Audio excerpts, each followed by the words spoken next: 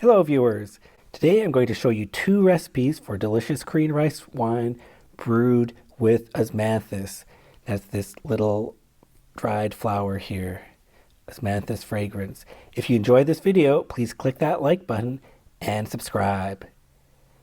Each recipe today is going to be a two-stage brew, Eongju, first stage, juk, rice flour porridge, second stage, godubap, hard steamed rice.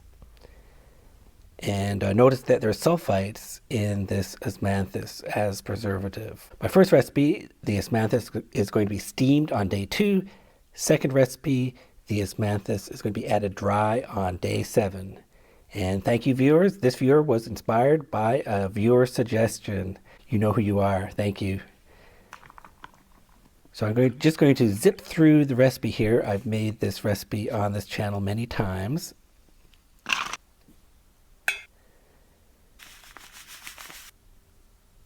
This is my favorite recipe, most reliable recipe.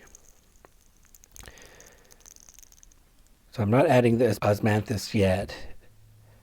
So I made the first stage is the starter. Second stage is the sweet rice godubap, chap sal godubap.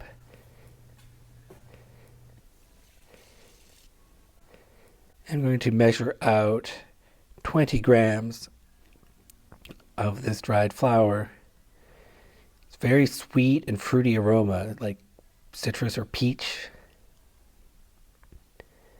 And I'm going to put half the rice in, and I'm going in the steamer and add the Osmanthus to the middle, put the rest of the rice on top, and I'm going to steam this for 40 minutes.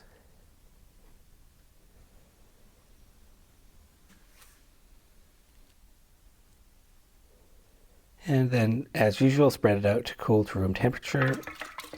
Once it's cooled, mix it in with the first stage, and there we go.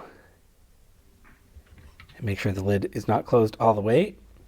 Now let's watch it ferment. Now, it's a little slow fermentation. Notice it is cool temperatures in the house. I'm going to stir one more time just to be sure, give it the best chance to ferment. And now it's already day 11, a little more fermented, 18. Well, day 22 I'm going to bottle it. Quite a bit of lees left over, and that's the result. Okay, so that's my first recipe. Fermentation wasn't great. It tastes good. I don't think it completely fermented, so it's a little weak. So that's recipe 1. Now I'm going to show you recipe 2. Start off with the same juk and godubap as recipe 1, but we don't add Osmanthus until day 7. So here's day 7, and again I measure out 20 grams of the Osmanthus, and instead of steaming it this time, I'm going to add it dry to this brew that's already in day 7.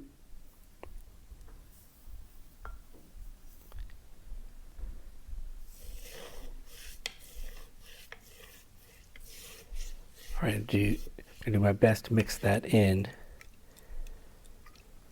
evenly. Okay, there we go. And now let's see what happens here. Now this also is fermenting pretty slowly, but day 12 it seems like nothing more is happening. Again, there's quite a bit of lees left over. I have some disclaimers for this comparison. I didn't brew these side by side. They were different brew durations, and possibly the sulfites affected the brew.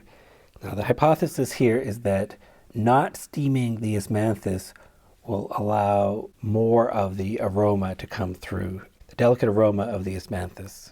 So both fermentations were weaker than normal.